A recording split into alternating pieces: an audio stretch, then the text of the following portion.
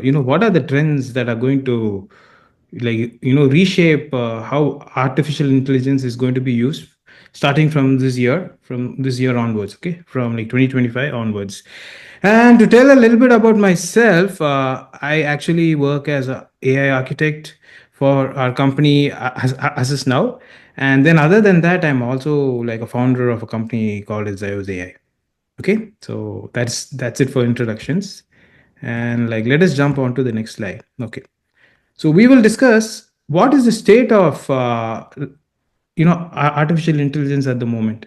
So like even back in the year 2021, right, when ChatGPT just came out, so like I would think of that as a floodgate moment. And that was the time when a lot of people in the public started speaking about artificial like intelligence, and it became very common. Like even before that, like a lot of researchers were building machine learning models, but there was no widespread conversation around the topic. So since 2021, a lot has changed, and we will see what is the status quo now, at the moment. So, what is the status quo? What is today's reality?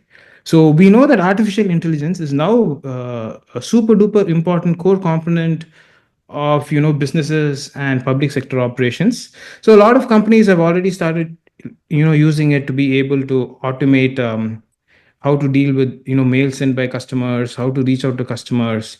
And in the public sector industry, it's also being used as a bot for customer services, to do customer service kind of inquiries. So it has become very pervasive in the business and the public sector. So from 2025, so what is going to happen is artificial intelligence will be transforming how we make choices, right? What is it that we choose to do or do? We'll deal with that, and we will also be like using it to automate processes. So when we think of transforming how we make choices, you can think of like a company's owner, and he has his private artificial intelligence, and he has a conversation with it to be able to choose where he wants to expand into, like what markets he wants to go. To make all those choices, you can make use of artificial intelligence, so it helps with that process. And in terms of day to day activities of running a business, we can use it for doing that also. Yep. So that's the introduction of where it stands at the moment in the market. All right. Next, we will have a look at the roadmap for this presentation. So like what is the story that we are going to like follow, and we will actually like begin our journey by looking at five important trends in artificial intelligence. Okay. So the first trend is we'll be looking at agentic artificial intelligence. So what this essentially means is the artificial intelligence will be able to take a user's input, it'll be able to reason over it, make a plan over it, and it'll be able to take an action. Okay. So one good example of that is you want to travel to France. So you tell your artificial intelligence, I want to travel to France, I want to make plans for the trip. What it will do is it will find out the best hotels where you can stay. It will find out the costs, what are the places you can visit in France, and also it will make the bookings and send the information back to you with the travel plan itinerary. Okay, so that is what that is. Next thing we will be looking at is generative AI. So what generative AI means is it is able to make new content. Okay, you can use artificial intelligence to write a book, to draw a picture, and to do stuff like that. So it is able to make content. That is what generative AI means. Once we're done with generative AI, we will move to like multimodal AI. The name sounds complicated, but what it truly means is your artificial intelligence is able to read from multiple like media sources. It can read from text, pictures, sound, and it's able to have more of a context to be able to make decisions. So that is what multimodal artificial intelligence means. Then the next subject we will be looking at is the influence of artificial intelligence on your data. And actually this is a really cool topic. That's because it gives a voice to your data, and actually I've done some kind of experiments on this, and I would really like to share this with the audience. It's something really cool. The last thing we will be looking at is how do you combine artificial intelligence with process automation, right? So we run like businesses and we have some kinds of automations, right? If you get an email, you want to forward it to this person or you want to do this, that. By using artificial intelligence, we can have a more like robust automation process. So that will be the last topic that will be covered. These would be the five trends, and if you want to remember them, you can use this small acronym. It's called magic. So I came up with this and I'm super proud of it. So the M stands for multimodal, A stands for agentic AI, and so on and so forth. So this is going to be our roadmap, and these are the five topics we will be discussing over here. Okay, let's look at the first trend: agentic AI. The terms sound very complicated, but what does it actually mean? Okay, so what it means is this is an autonomous system which is capable of like reasoning, to reason over something, to plan on it, and to act. Okay, and I will repeat the example I gave before. If you want to go to Paris, right, you can tell the artificial intelligence, hey, so I want to go to Paris, so give me a plan, and it will first take the sentence that you send and it'll reason over it to understand what is it that the user wants. That is the reasoning part of it. So the planning part of it would be it'll so now that it knows what you want, it'll start to plan. It'll go search websites, it'll find out which are the best sites you want to see in Paris, and then it'll plan which hotels are super close to where you want to go. It'll plan out the entire travel itinerary, and the final stage is acting. It'll send that over to you. So you as the user can use that to travel to Paris or US or like wherever you want to go to see what you want to see. That is what this does. Okay, that is what it means in a very simple sense. Okay, so what are the key places where this is used? We use this in the public sector, right? If you have government processes, right? If if you go to, yeah. So someone talking. Okay. So if you, okay, I thought someone was talking. Okay, let me get back. So some of the key areas where this is used is you can think of the public sector, right? So you go to a government office and you have to fill out a form. So usually you will have to go and find a human being and reach out to them if you have any doubts about filling the form. All those things can be taken care of automatically if you have a helpful artificial intelligence that is seeing when you fill out the form. It'll be able to guide you. So there the reasoning, planning, and acting is used, and also inside companies, inside enterprises, you can use it to automate internal processes. Okay, so which are the simplest easy applications that you can use this for? One is password resets. So the thing is, if you work in an office, if you forget your password, you usually call someone on the phone and you say, hey, can you help me reset my password? But you can do those things much simpler by talking to your company's artificial intelligence, then it'll get the job done for you.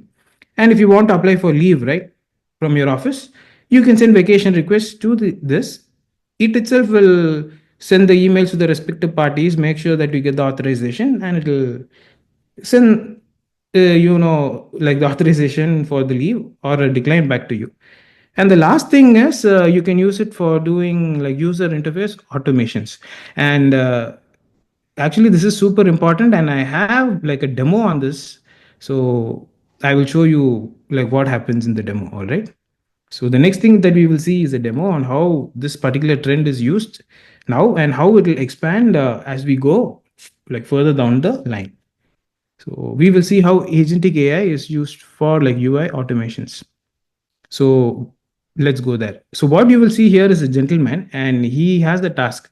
He needs to take a lot of information from an Excel sheet and he needs to fill it inside a website, okay, inside a form. But if he has to do all the 100 things, it will take a very long time. So he's going to make use of agentic AI, which will take his request, it'll reason over it, make a plan, and do the execution. That is what we will see in the demo, and I just wanted to set the context for that. All right, let's rock and roll.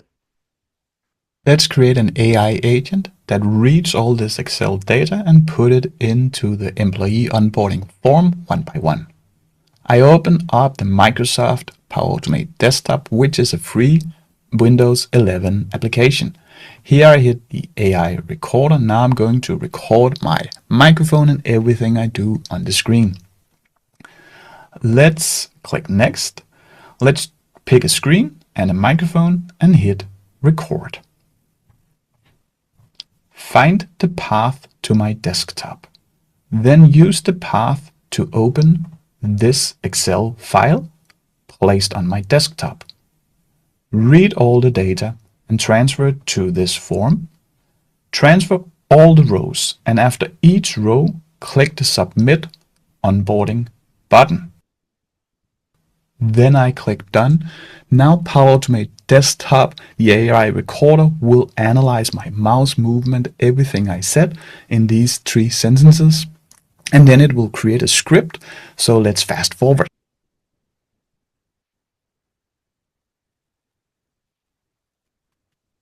Here we go. Here we have the script, and it's really impressive because this would have taken me a lot of time to create manually, or I might not be able to. The beauty of it, let me maximize it here, is that we can reuse or even schedule it. Let's test it manually if we are satisfied with it. So I can just click Run here. Now you will see that it launches the Excel, and it will open up the web page, and now it will start to fill in the data that we requested. Here we go. Now it can fill in all the 50 rows. If you want to see a full demo, I created this video with all the new AI features in. Yes. So as you can see from the demo, it's really awesome, right? So this man, he just showed an Excel file. Then he showed the form where he had to fill stuff up, gave a couple of verbal instructions. The AI took all of this, reasoned, made a plan, and acted on it. So that is the first trend, and I hope you enjoyed it. I think it's really cool.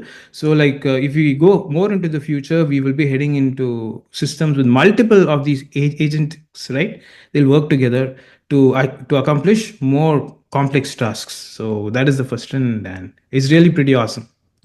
All right. So the next trend we will look at is how do you use AI to make new things, draw new images? How do you make new content, right? It's called Gen AI. So what does Gen AI mean? It means you have an AI system which can make new content, maybe new text, new music, new images, and all that. So it all sounds fancy, right? But what does it mean in terms of our, like business? Where can we use this to maximize profit? How can we save on money, and how we can get more profit? So these are the key areas where it will be used a lot. One is content creation, right? You can make diverse media types, and as time goes by, the we may even get, like, movies which are fully made by artificial intelligence. So that's because like the detail and like the realism of what gets generated will go up in time. So that is something very interesting to look forward to. So where can we use this in today's market and in the future? One is marketing. So I've actually gone to a lot of meetings and like met a lot of people, and they have been starting to use these things, especially Gen AI, for a lot of marketing, and especially in social media. If you have a social media, a company, or if you do more work on the social media space, maybe you run a Facebook page, you run an Instagram channel or YouTube, you can make a copy of yourself, right, by using artificial intelligence, and have it appear on the screen and talk on your behalf. It is like you have like a copy of yourself in that world. So that's something really cool, and a few companies have started doing it. So I'm going to show a demo of a product where they're actually doing it, and it's really awesome. Okay, so we will see how Gen AI is used in marketing next. Let's go. Okay. Write your script, choose your avatar, select the voice, and then watch the magic unfold. So as you can see, what this lady said, she just told us to write a script, then we choose a person, and then we choose a voice, and she says that we can use artificial intelligence to do our marketing. So we will see how that works next. All right. So let's continue with what she says. Okay, pause. Before I show you 3 different AI generated marketing videos for 3 of my clients, let me start from the beginning and explain. Hello and welcome back to my channel. My name is Brittany, and this is a series called AI Business Step by Step, where I show you how to make money using AI generated marketing videos like the ones that I'm about to show you right now. Okay, so she's made a couple of marketing videos, and we will have a look at like one of them. All right, I think it's example 3, and it's really cool. And like, mind you, the entire thing is made by artificial intelligence, and that's really awesome.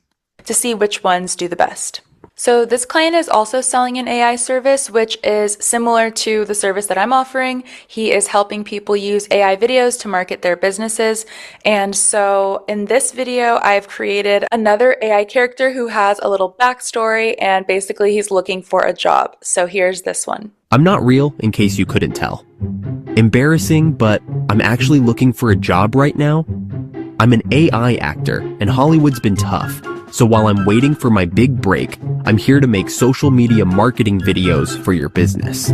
Drop a comment if you know anyone who could use some AI marketing help, or share this video with someone who could use me.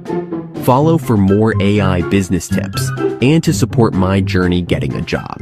So there's like a Okay, so as you can see from this video, it looks super real. And if you think of the possibilities like going into the future, they are tremendous, especially in the marketing space. All right, so that was trend 2, and I think that's also something really cool. Okay, now the next trend, right? Trend 3 is when we deal with the artificial intelligence, that is multimodal AI. So what does multimodal mean, right? What does this stand for? Multimodal means you have a system which is able to take data from multiple sources, make sense of it, so it has a richer context. Okay, it'll have more context to be able to make accurate like choices. Okay, so that is what multimodal means. So a good example of that would be like even in our own human sense, right? We can think that we are reading a book, and this book is talking about a mountain. If we just read words about the mountain, you can say that the mountain is filled with trees, it has flowers and all. So our mind will come up with a picture. But if the book also has like a snapshot of what the mountain looks like, right? If you have a picture of the mountain and like the description, you have more of a context and you can know exactly what it is. So you can make a decision if you want to go to the mountain or not. So that is exactly the same thing that happens with multimodal AI. We have more context. We not only use text, we use images, we use sound, everything to build a bigger context, so AI can use it to make a decision. It helps with its like decision making. So like that is the key point of using multimodal AI. So what are the key areas where we use this multimodal AI thing? One is in data integration. Okay, if you combine different sources of data, you will of course get deeper insights, and then you can also use the deeper insights to make better choices, right? It's good for better decision making. And there are a wide range of applications for this. You can use it for like climate risk, to do risk assessments. And the next thing, which is the one I really like, you can also use it for commerce, for shopping. If you have a customer and if you want to improve their like user experience, right, then you can use this a lot. So that's a really cool video, and we will set like a premise for it first. Okay, so multimodal AI, how it can be used to make a decision. Let's have a look at that. So I will set the context for this one. So we have a problem statement. You have a house, and now you want to pick up a piece of art for your house. How do I pick the best artwork for my room? That is the problem statement. Okay, so how do you go about doing that? Using multimodal AI. You have to give it input, right? So it needs input to work on. So we give it the following input data. We send it some images. We send it a picture of the living room where we stay, and we send 4 pieces of art for it to compare with our living room to make a decision which is the best one we can use. Sort of like an interior designer, one can say. But then we also, just giving the pictures is not enough. We also have to give a command, right? We have to tell it, here's what I want you to do. So we give a textual command telling the AI to give recommendations. So as you can see from this input data, we are dealing with two different kinds of media, right? One is images, one is text. So this is like a multimodal scenario. So that's about it. And I just put a pictorial representation of what we are dealing with. We have a living room, picture of the living room. We have 4 pieces of art. Okay, so we will be asking the AI, hey, go and find me the best work of art that I can use in this living room so it looks good.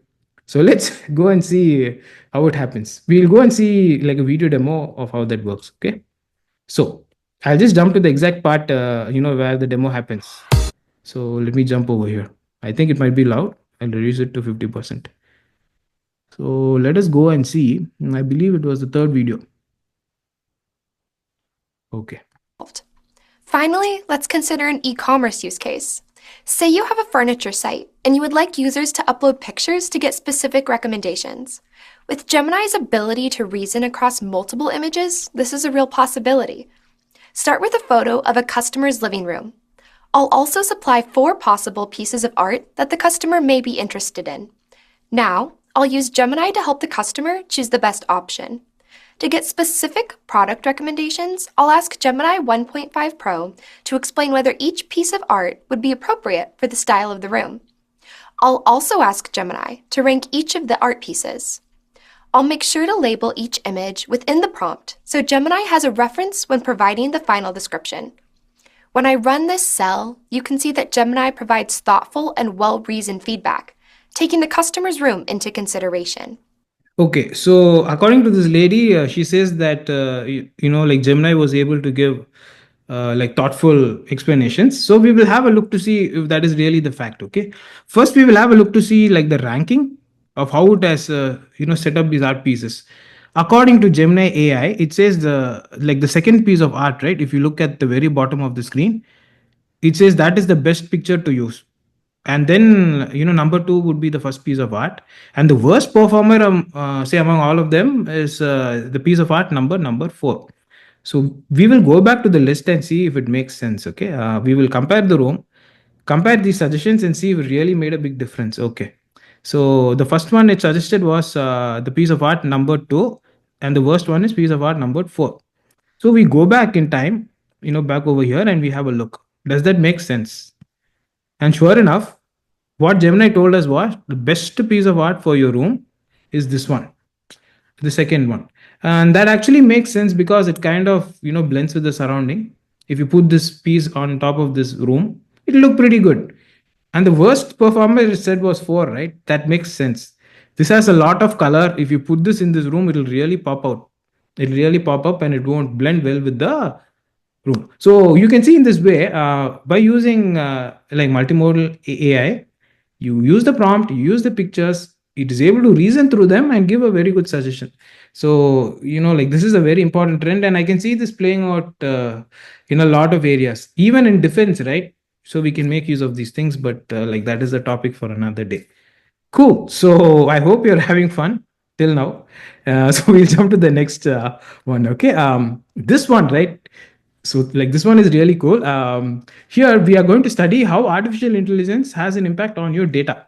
So if you think about data, right, just before ChatGPT came into the scene, most of us, when we think of data, we used to think about rows, columns in a SQL database table and stuff like that. When ChatGPT came into the scene, what happened was our focus moved to data which is unstructured, like just random text files or just images and videos. So we see a shift. We move from structured data in tables into unstructured data, and that has a huge impact. And here are some really cool things that we can do now. One is artificial intelligence makes your data super interesting, and I'll show you how in the next demo. Then it actually gives a voice to your data. Okay, it takes your data, it gives it a personality, and it makes it come to life. If you don't believe me, I will show you the next video where in the demo you will see it. Okay, now let us see how AI gives voice to your data. This is going to be a lot of fun. I really enjoyed this one. Okay, let's see. So hey there everyone, it's me Vichurch. So now I'm going to show a demo of how artificial intelligence can be used to work with unstructured data and bring like a lot of value. Okay, so I'm going to do this demo by using a product called as Notebook LM, which was made by Google. So this is another very interesting trend that's coming about, and I wanted to explore it more with you all. So how Notebook LM works is you will first have to go you'll enter into notebook LM and you can make a new notebook. Okay, you'll have to click this button to create a new notebook, and you'll get a new untitled notebook. So here what I will do is I will have to upload a file, and I'm going to upload a file that is not structured. Okay, so I'm basically going to upload my resume, and so you can see it is unstructured data, right? So it's got a lot of text and tables and all sorts of stuff. So it has no regular form, per se, but it has everything like scattered about. So I take this and I do an upload. Okay, I will upload the file from my drive. So here is the file. I will hit upload. So the thing is, when the file is uploaded, right? So we have an unstructured file. It's not got rows, columns like a SQL database, right? So we can ask some basic things to this file, like so like what is this document about, and we can have a conversation with the document that gets uploaded. This is just one part of the flow. So it says the document is about Vichurch Muthumani, an experienced AI architect, and his core skills and technologies and all, right? So all that is fine, but here's the really cool thing. Okay, this platform will be able to generate a podcast from the uploaded document, and it's as simple as hitting just generate over here. So generation will take some time, so we will wait and then we will come back once generation is done. Okay, so it looks like the generation is finally over, and now we will have like a listen to this podcast. Okay, so you can see that by doing this process. All right, so welcome to another deep dive. You know how this works, right? You send us something super interesting, and then we like kind of dissect it and try to pull out all the juicy insights for you. Yep, exactly. So you can see that already it has taken the content of the resume which I fed in, and it's made a podcast out of it. Okay, so like we will see like what exactly it's able to tell about the resume in like a podcast fashion. And today it's all about the world of AI, but like from a really practical standpoint. Yeah, and AI is like the hot topic everywhere you look these days. But what we want to do today is like go beyond the hype. Right. It's like everyone's talking about it, but like what does it actually look like to build these AI systems like in the real world? Yep, totally. And to do that, we're going to take a deep dive into the professional profile of Vichurch Muthumani. Yeah. So here's the really cool thing. So it's even able to say my name correctly, and it's made a podcast which is 18 minutes long. Okay, so we'll just jump to like a different like part of the podcast and see where we land. He's an AI architect, and his profile just like blew us away. Yeah, I mean, the guy has done some seriously cool stuff. So we're going to unpack his experience, his skills, the projects he's worked on, and try to give you a clear picture of what it actually means to be an AI architect. Okay, so that was the demo. I just cut it short. So as you can see here, right, this thing, it is able to breathe life into a normal resume, and it's able to give a personality to it, and it's actually able to make a full show around it. So this is something really cool. It is able to bring the life to a document. I found it was really cool, and I wanted to share it with you. So that is trend number 4. How AI is going to change data, how we see data, and how we deal with it. Last trend which I will be looking at is how AI can be used for low code automation. So in the past, right, when we all used to do automation, we used to use stuff like UiPath, or one of those things where you have to click, drag, and we have to set up each and every step of the process, right? So that some kind of automation takes place. Maybe you use it for testing with Selenium and stuff like that. But now with the power of AI, we are able to create a system which is more, which can handle things it has not seen before. So if you go to a new web page, the artificial intelligence should be able to automatically see the web page. It should be able to understand what it's dealing with and run tests, and it has to send the report back. So we can do that, but to do that, one way is to use low code automation, which is to drag and drop different blocks to do actions with the power of AI. So I just wanted to show a product which is actually becoming quite popular now in our field, and it will be a good platform for us to mix with artificial intelligence to drive testing and automation in the future. Okay, so let me start the video. N8N Cloud is a convenient hosted alternative to N8N, our flexible workflow automation tool. Our node-based approach was inspired by solutions in the VFX industry and empower you to automate sophisticated business processes. Let's check it out with a simple example. Okay, so now he's going to play a lot of music, so I stopped it. Let me just lower the volume and see how the automation works, okay?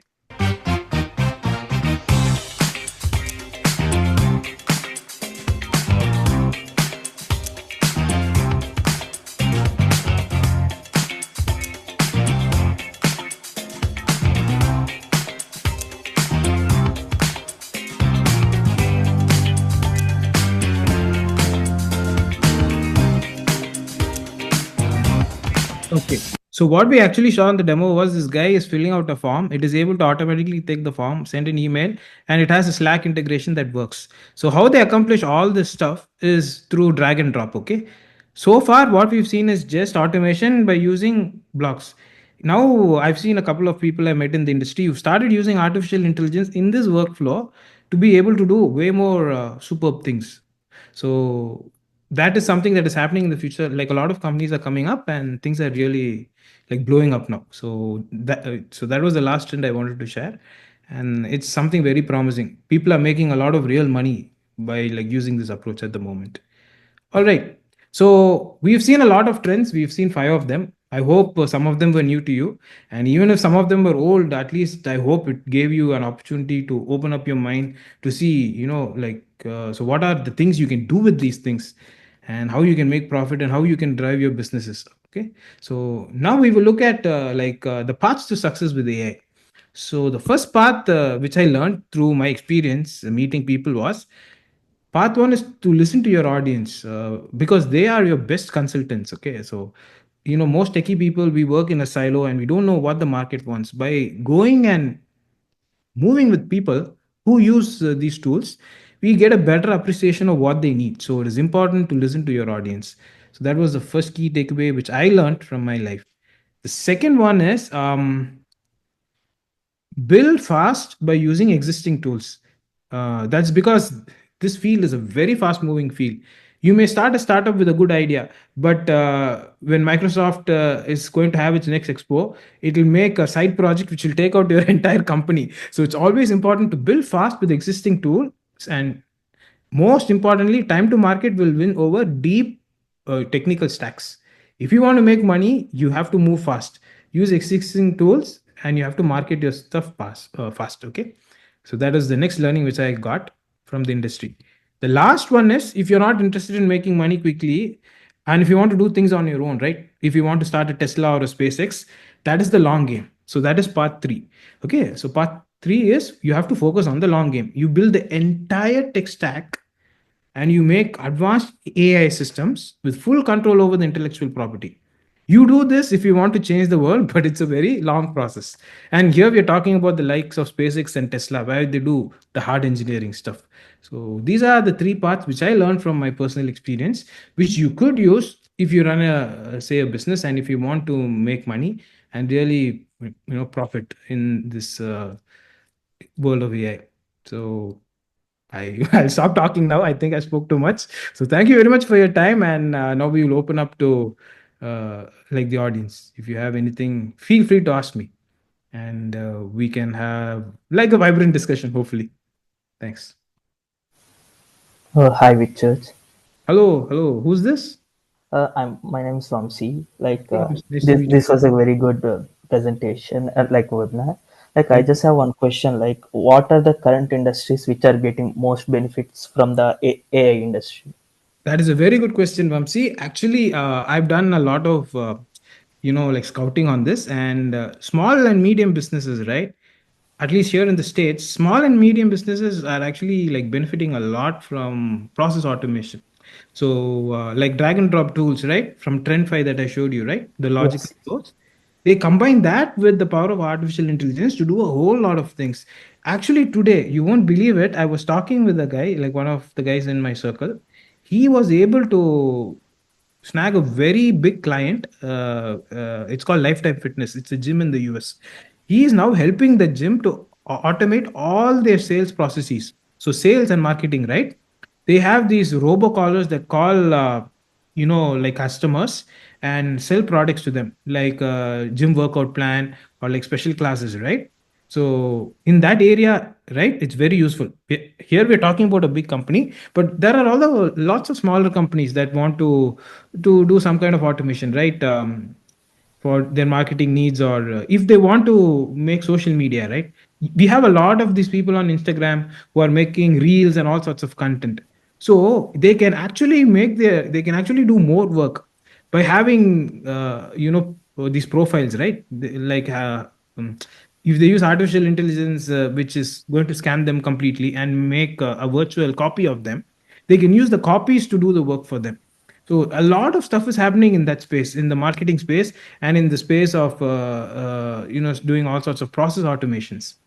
So yeah, you're right. So small medium businesses are benefiting too, and like big businesses, like this gyms, right? I'm not talking about tech companies.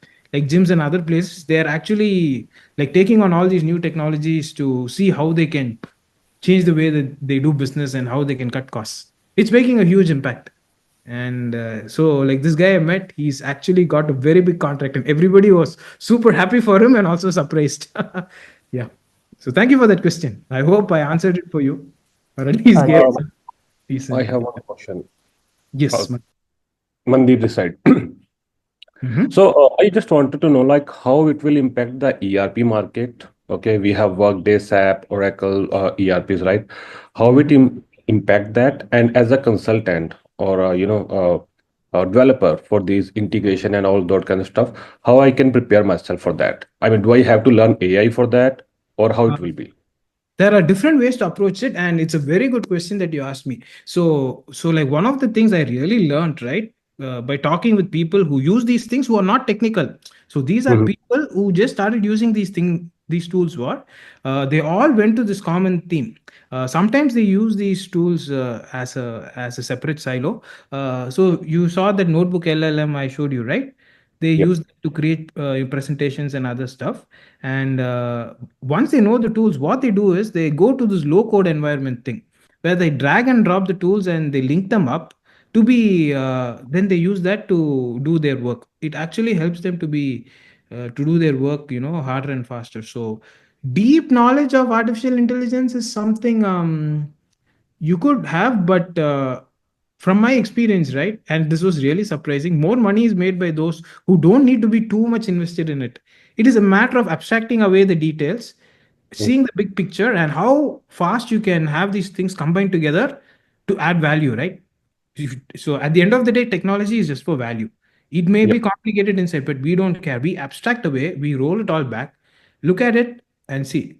So I want to make this value. So what are the tools I can mix and match from this big recipe of mine to add value? So that is the kind of thinking you should approach it with. So people from a non-tech background are surprisingly much better to get the value out of it than technical people. So yeah. So like my advice to you would be, you can start with like the low code stuff, right? Like dragging and dropping stuff, and you learn all these different things. So from the video I presented, I'm sure you would have learned about notebook LM and the other tool where they make a copy of themselves to give marketing presentations, right? These are powerful things you can take right now. You can use it and make a business out of it.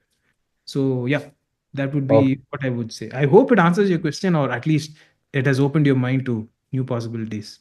Yeah, Yeah, definitely. Thank you. no problem. Thank you. Hi, Hey, hi, I this is have a Sachin. question. Yes, Venkat. It's Venkat Hi, here. Hi. this is Sachin. Yeah, Hmm. sorry, someone else is actually trying to Oh, ask. okay, okay. Sorry. Yeah. Okay. Hey, hi. It's a very nice presentation and a lot of insights. Oh, I'm thank you. really interested to. I've gathered some of the cases that really were useful, guy. And Hmm. see, it's not a question, but it's more like I just want to find out from you. See, we have this low code, no code platform, right? Mm-hmm. So really disrupting out systems is one of the major player, and you have jury as well. And Mm-hmm. I'm just doing a comparison, okay, with AI. See, AI also primarily it's helping in covering or building up the apps, or we can say it's easing out the solution development, right? Mm, yes. So, and parallelly, if you again think on the low code platform also now, so it also does the same thing, but it also covering the enterprise solutions as well. So how do you see? See, these are two parallel tracks as per my observation. Uh, as per your insights, how do you think like these two are these two parallelly moving, or is there a path where these two will merge, and is there a scope like the low code no code stuff will wind off and AI will actually overtake it? I just wanted to hear from you. It's nothing. Okay, that is a very good thing. And I can only give you, from my experience, right, from the people I interact with. I met a few business owners who run companies that combine both, Yes. and they're actually like deriving tremendous value out of it. So one good thing is, if you look at the low code stuff, right, it does fixed actions which are very important. At the moment, our artificial intelligence is such that sometimes it makes some choices that are not in line with what we want, right? So from my point of view, at least for now, we will be in a reality where both will work together. I think 2, 3, 4 years down the line, we might get rid of the low code no code stuff and go fully into agents who will be able to do work completely on their own. If you give them whatever new problem you give them, they should be able to take it up and do the automation and do the interaction with the various systems and get things done. So that is the future state, and all companies are working towards that. But for the foreseeable future, right, at least let's say 2, 3 years, we have a window where we can really hit this and make money. So the big companies like Microsoft, X, they will all come up with very smart agents which will start doing all this in the future. So I would say the time window might be just 2 to 3 years when we can actually capitalize on this for now. Okay. Yeah. I have an add-on question. Please don't mind. No It's worries. coming from the business perspective. Mm-hmm. See, because so recently I met one of the founders of an organization, Hyderabad. So we were having some discussion on this generative AI and all that stuff. Mm-hmm. So we were discussing on how on practice building from AI perspective. So he was actually sharing his insights. So especially for building up a practice on the AI scale, right, to scale up the AI space. So how Mm-hmm. do you see? Again, I just wanted to hear from you since you will be speaking. You might have spoken to different guys over there, right? So what kind of roles you observe, especially in the AI space, uh, from a practice building perspective for an organization? For example, prior to me, before you answer, right? For example, in the workday space, let us say issue, we have roles for a security guy, we have a junior level guy who can actually assist, and we have an integration consultant, architect, like that. So from Mm-hmm. the AI perspective, right, what are especially from the practice building perspective, what kind of roles you foresee or available? Because that's a, from business perspective, this is very will be very helpful if you can share your, it's only you can share your thoughts. I'm trying to do a lot of research on that stuff as well. Um, from the practice building, actually, the word practice building is kind of new to me. So, No, if it's very simple. The way I was telling, for example, if you want to build a data practice, right, in an organization, any Mhm. organization. So we have data scientists, we have data architects, and we Mhm. have ETL guys. Okay, so that's the practice which actually aligns to the data.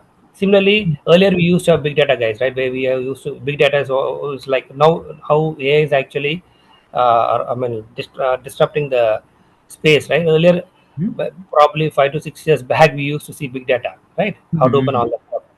So many people started building up their practice exclusively on the big data space. So they used to have data engineers. Then data engineer jobs started blossoming, and Python scripters came into picture. So Mhm. that's how people try to major organizations. For example, if you take Mhm. Accenture or Deloitte or other ISVs, they started building up those roles. Mhm. Similarly, AI space, it's just an example. In the Mhm. AI space, oh, see, anyhow, you are an AI architect, so Yes. that's one of the role. Mhm. Similarly, you can actually scale down what roles might be there and scale up and see what. So this is actually what the pipeline comes for the practice perspective. Okay, So I it's just understand. the So you knowledge. want, okay, I get it. So you want to Yeah, know what are the kinds of roles that would be more roles. Yes, yes. dominant. Okay. Yeah. Now, this is really cool because from what I've seen, people who have embraced this technology, right? They have moved into a different mindset. They always think of a product mindset. So they think of the big picture and they build systems. So you building systems, right? That is going to be a very important skill. So that would be like a top thing. You can call it AI architect, or you can call it a designer, basically, right? He's the guy who designs the full thing. Then the next level, I would say, would be some kind of implementers. So people who can write code in Python, who will be able to talk with these models and who will be able to put things together. They would form the next tier. So we can call them programmers or developers. Let's call them programmers or developers. This is one silo. However, there's another interesting track that I got exposed to now, which is where all these low code, no code like platform people exist. They know how to, their job is to find out what is the latest and the greatest stuff out there, right? We got like so like DeepSeek came out recently. China came out with like Manus AI and all those things, right? These people have a very different mindset. They learn all the tools out in the market. They are the tool experts, and they take it and they export it into this no code platform to build fast value. That is a very different track that has come up, and there's a lot of people who are like taking on to that. So from my experience and from talking with people, so these are the things I see. One, you'll have the architect, he will have to design the full system. Then you'll have the implementer who will be a developer, and then on the other parallel track you have people who are super experts with like low code no code stuff, who are able to put all these tools together and build like systems. So it is like a difference in thinking. There are two different paradigms. You go through the code route or you go through the low code route and see which delivers value, and see if both can deliver the same value, or if one is able to deliver like value faster and time to market if it's able to save versus the other. So from my point of view, I can think of that. You have the architects, you have the developers, and also you may have people who need to go and talk about these things, right? So they can talk about these technologies and help people out. So they're like those tech evangelists, right? So I can see those things like come up. Thanks, And to man. be, yeah, and to be honest with you, that's all I can say for now. So it's a fast developing field, right? So from my experience, this is the only input I will be able to like offer you. Hope it Thank makes you. sense. Thank you. Thank you, man. No worries. Yeah. Hi, may I proceed to ask a question? Yeah. Yeah. Please do. Please do.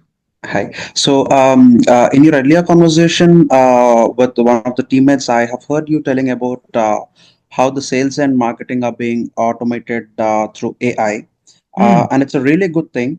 But one negative point that I have observed about it is I stay in United States and I receive a lot of spam and scam calls.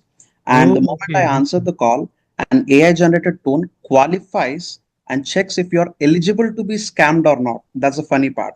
And Oh, then I see. Okay. proceeds the call to a human, and he then says that he is from an insurance company or whatever, and tries to steal money from you. Being an Hmm. architect, do you think there is a checkpoint or a kind of security check that could be included in future to see if anything that is related to AI is being put to proper use, or if it is being put to in this kind of activities? So is there anything that's going to stop it from getting into the bad hands or getting onto the negative side, or is it completely That, personal? that is a very good question. And the funny thing, this goes back. So it goes back to history, right? Mm-hmm. Whenever you think of technology, right?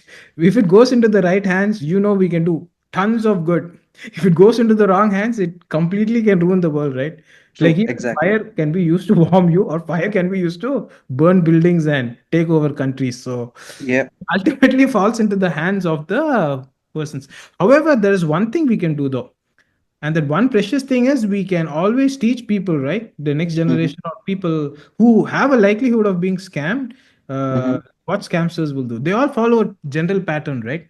They'll first Mm-hmm. call you and they'll put you in some kind of a time constraint. That is the usual play. And then they will Exactly. try to, when your mind is disturbed, they'll try to do what they need to do. So we need to just inform people and get those things sorted out. So things are only going to get more complicated in the future, right? Now with Mm-hmm. fakes, which are really good, they're going to get much better over time. It'll be very difficult for us to be able to differentiate. So we need to teach people to be careful about these things, and I guess that is one way where we can stop it. From a coding perspective, right? I met a couple of like people in the security sector, and security is not what I'm an expert in. So they Mm-hmm. look for patterns in data. If you have a conversation with a bot, right, on the phone, uh, Yep. so there are some signals or vectors that we humans can't perceive, but Mm-hmm.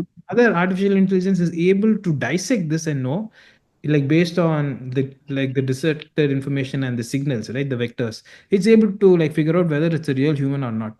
So we can set Got up it. such systems to be able to find out whether true human is there or a fake. So that's a very interesting area. I think it'll go into the realms of like cybersecurity and such. Yeah, the thing is, I'm not an expert in that. I'm more of a business type of guy, so I Yeah. can't talk more about that. But it's it's a very promising field, and a lot of things can happen, man. And speaking of which, right, you think of viruses now, right? So now Mm-hmm. they're mostly logic driven. Imagine a virus that uses artificial intelligence. It is able to change its behavior and move and navigate, right? That's So scary. Yeah. that's scary, and so many interesting things can happen in the future. So it's going to be a lot of you know Yeah. fun in a way. And Yeah. one thing is like, do you think it is absolutely necessary to include AI in every aspect? Because like we recently see that X has got Grok AI for itself, and do you think it's just a buzzword and companies are following it and including AI wherever if it is necessary or not, or do you think it is absolutely necessary going forward? That depends on what kind of company we are dealing with, right? And it's Mm-hmm. also depends on the budget of the company. If you think about it, there are a few small things, right? Small scale things where companies can get benefit, like maybe automation inside the office and all. But the bigger investments, right? That will Mm-hmm. be decided by the market. Now we are all slowly adopting the technology. There may be some domains where we don't need this at all, right? True. That only Mm-hmm. time will tell. We should always have an open mind and not assume that we need AI all the time or we don't need AI. So it's Right. always good to go in the middle ground, and ultimately it's the market, right? Ultimately Mm-hmm. the market is what is going to dictate supply and demand. So only time will tell. But I can envision a future where all companies will have an agent, and Mm-hmm. these agents will talk like between companies, okay, and make decisions. Of course we humans can observe. It's not like we give them free reign over the world, but I think those interesting things can happen in the future, where True. entire companies and departments can have these agents talk and work with each other and collaborate. Right. The Got it. future is out there, man. It's just a matter of seeing where it will take us and how many checks and balances we as humans need to put to make sure that we are the ones who make it on top, right? We make it. Yeah. We Yeah. control it. Yeah. True. That's a very good question, man. Yeah. Yeah. Really like. Thank That's all from my side. Thank you. thank you, man. Yeah. Hi, All right. Hey, Vijay. Yes. Hi. This is Shailendra. Just adding on to the point that we just discussed, right? In terms of how do you foresee or envision. But what about industries where they have strict regulatory frameworks or they have pretty tight compliance, like healthcare or finance? How do That's interesting. you, yeah, how do you foresee that kind of an integration with AI? Yes. So that here too, I met some people who are doing like research on that. When you deal with the compliance, right? We need to be able. The important thing is like traceability. When an answer is generated by an AI, we need to know how it generates the answer, right? So we need to put in checks and balances in place, especially in like the response generation space. So like knowledge graphs is one thing that most companies are slowly adopting. That helps us to have a traceability on what is said by the AI, where it's getting the data, and if it is logical, and also like a lot of logging is required, right? Each and every step of it has to be observed, and the logs have to be generated. So those things we can use to make sure that things are going as expected, and it also depends on the standards, what the like what the different like companies are going to set as standards. So now in the research space, there are people who are doing some work with knowledge graphs and using stuff like ontologies to be able to logically dissect and make sure the artificial intelligence does the logical thing. and not go into its own path, right? So all those Yeah. checks and balances are slowly being done. And I know a few people, I talk with them, they do a lot of research in that. But yeah, so to do compliance and traceability, like those technologies have to come in. How Correct. the data is regulated, how each action is taken, how can it be traced back logically?